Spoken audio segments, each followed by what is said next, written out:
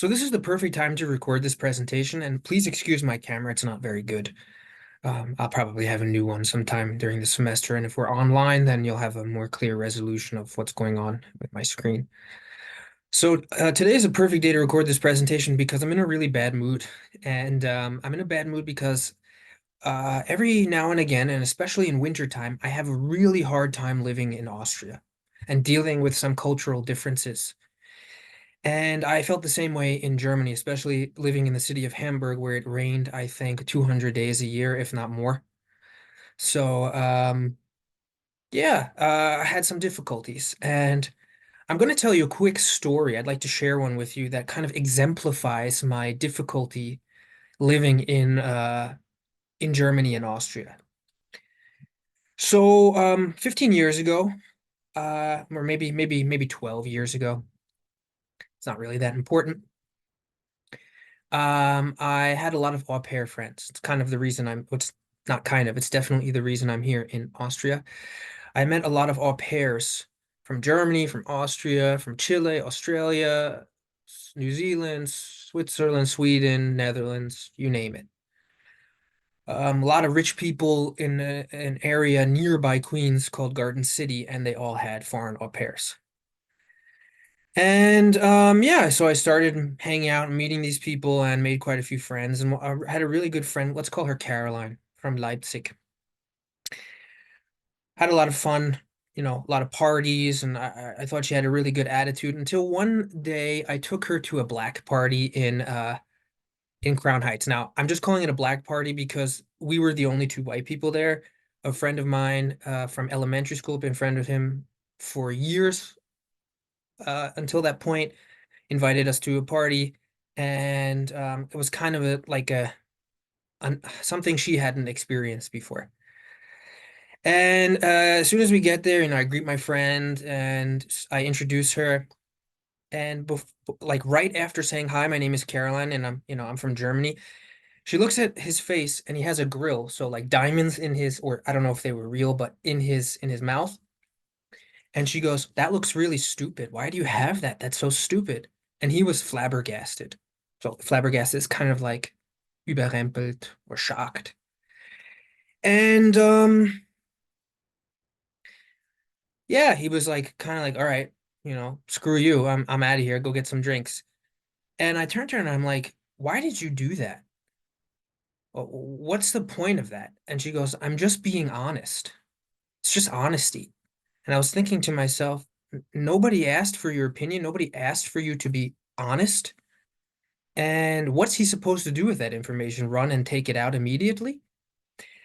And so that brings me to the topic of my presentation today: weaponized honesty, the use of dishonest honesty. So let's look at my agenda for today. We have the contents of my presentation. I've told you a little story at the beginning to kind of elucidate and illuminate your understanding and whet your appetite a little bit. In just a few moments, I'm going to talk about what honesty is and what weaponized honesty is, the differences between the two of them. After that, I'm going to talk about German culture and my assessment of the negatives and how they use weaponized honesty. I'm going to throw in one Austrian example too, because I think it's the same as in Germany. I'm going to skip number 4 because we won't have time. And then I'm going to talk about how you can be honest without being brutal. And it's still honesty. It's called radical candor. My talk should take about 5 to 7 minutes. And if you have any questions, you can ask them in class. So firstly, what is honesty and what is weaponized honesty? Obviously, honesty is telling the truth, right? But when I say what is honesty, I mean more, what is the purpose of being honest? What is the purpose of honesty?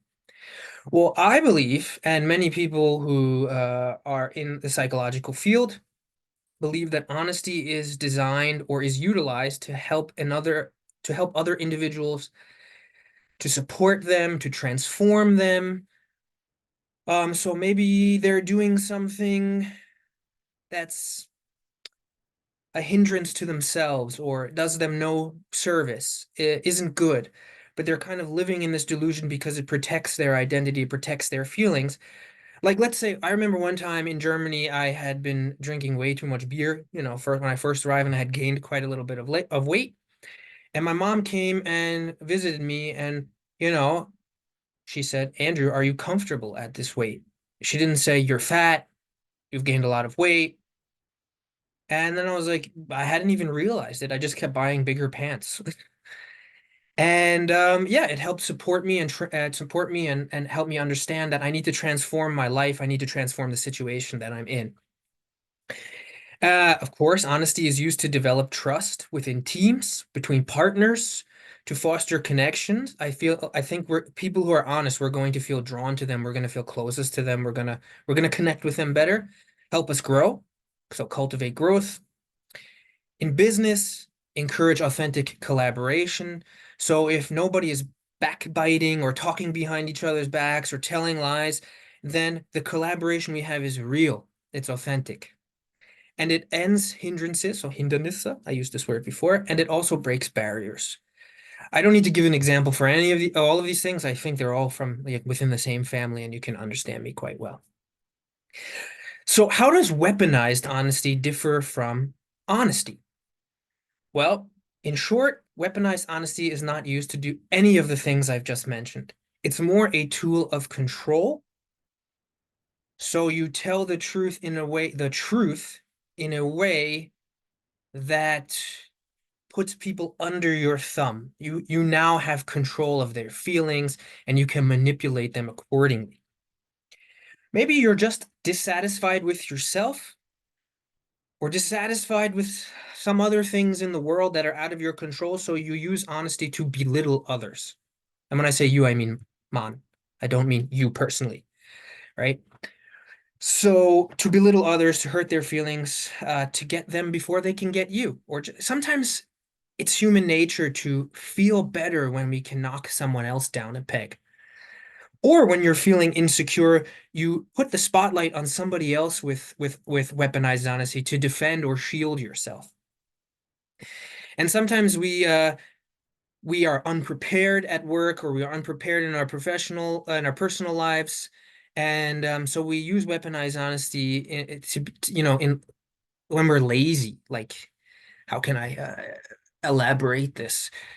So again, to put the spotlight on somebody else, like, well, yeah, I screwed up, but look at this person and what they're doing, and then you're particularly brutal about it, so they have to now feel negative feelings and focus on their own flaws, and the attention is taken away from you. So as we can see, in summary, the difference between honesty and weaponized honesty is quite significant. One is used to help, support, and transform. The other is used to control, belittle, and defend oneself.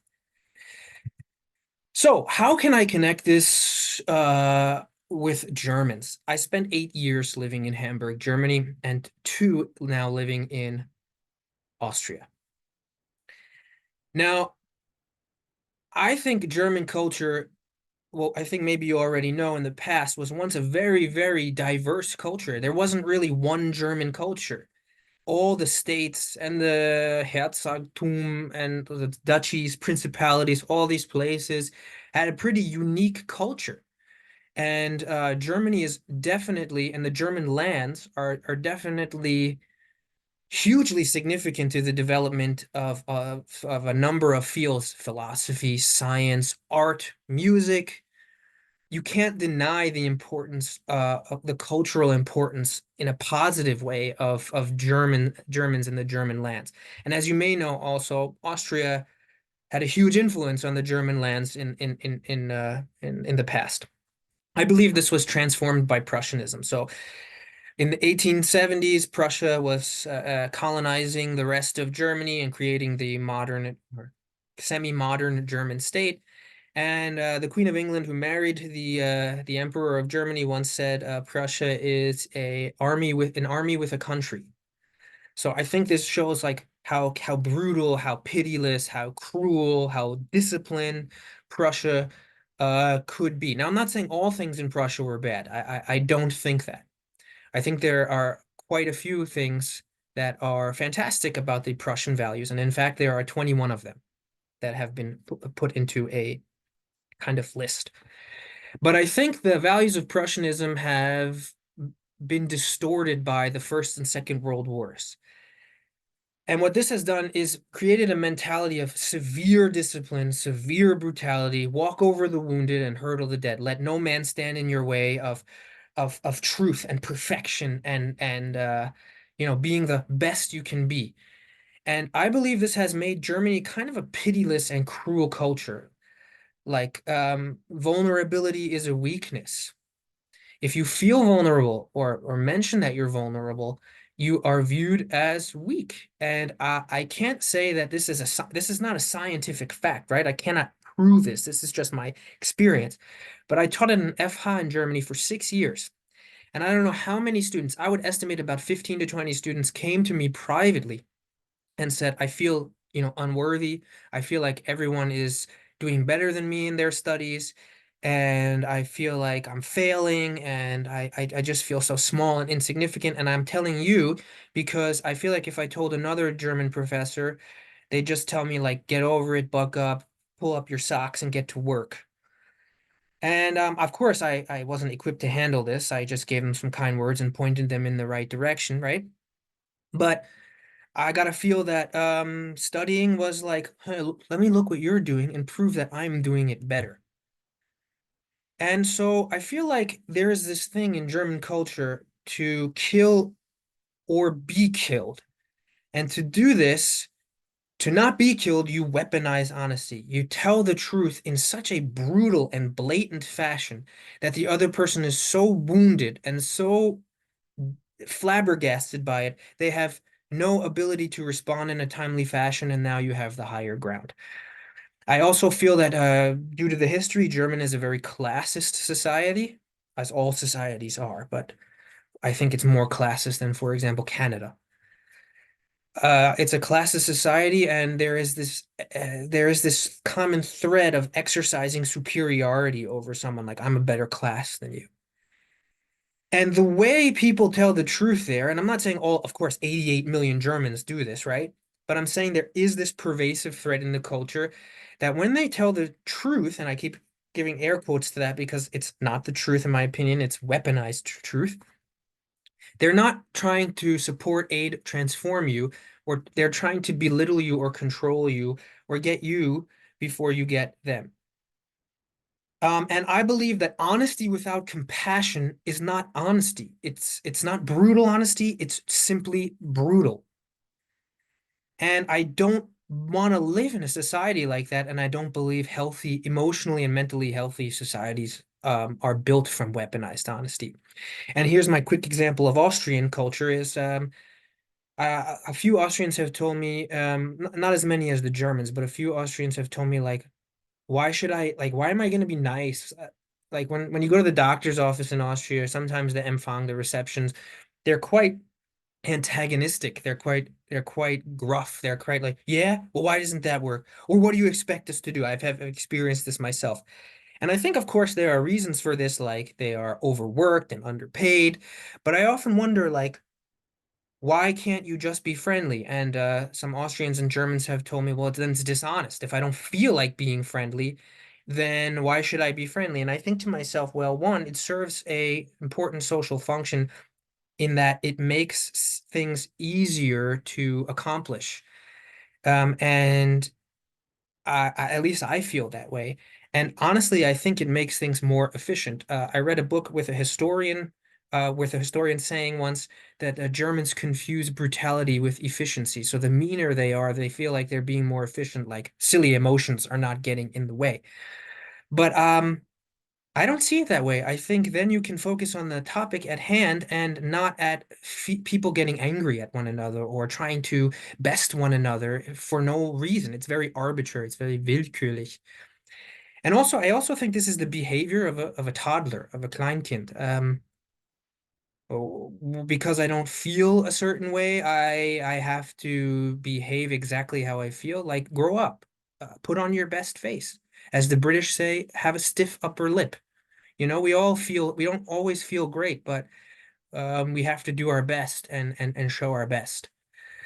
So I know that was quite a long slide, so we're going to have to skip narcissism and honesty. I think we're already at like 15 minutes. So your presentation should be a little bit shorter.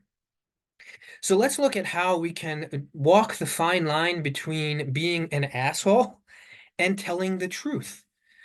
So there is a book by Kim Scott called Radical Candor. It's nothing groundbreaking, but it's like one of those pop psychology, pop business books that has some quick bits of advice, especially if you're going to do business with cultures that are really interested in social graces and being polite and being friendly.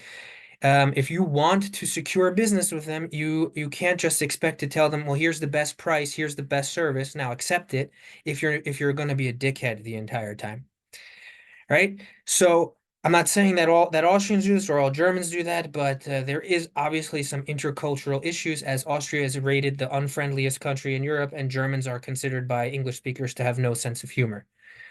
So there's obviously this perspective. So what Kim Scott says is there is a matrix, a four-cornered matrix. Um, on the left-hand side, we have silence, where you don't say anything. On the right-hand side, we have challenging someone directly. And then the vertical points of the matrix, we have caring personally, and then at the bottom, cursing somebody out, being a total jerk. So if you look at the left-hand side, if you care too much and you're silent, then you have ruinous empathy. You're not helping transform, you're not helping support anyone. You're just having empathy that is ruinous to you. You don't get what you want, you don't get the changes that you need, and the other person doesn't either. Now, if you remain silent, but you're aggressive, then you tend to do things like talk behind people's backs, spread gossip, and you do something called manipulative insincerity. So you're not being sincere, but you're trying to manipulate the situation behind the scenes. I've also experienced this in Austria quite a bit. It's quite hard for me as a New Yorker. I'm not saying this never happens in New York, but New Yorkers tend to be very direct. Time is money. We don't have a lot of time for all this kind of intrigue and office politics, at least in my experience. Now, on the other side, we have challenging directly while still being too aggressive, and it's obnoxious aggression. Now, obnoxious is a good word for you to know, and I will include it later on. Obnoxious means like imagine someone who's incredibly drunk and loud and in your face and telling you things you don't want to do, you don't want to hear. That's not being obnoxious. So obnoxious aggression is when you challenge directly, but you don't have any empathy or you don't have any care for the other person. Now, in the top right, when you care personally, but you challenge directly, you reach the perfect sweet spot of radical candor. Now, candor is another word for honesty, for just speaking plainly. That's another good vocabulary word.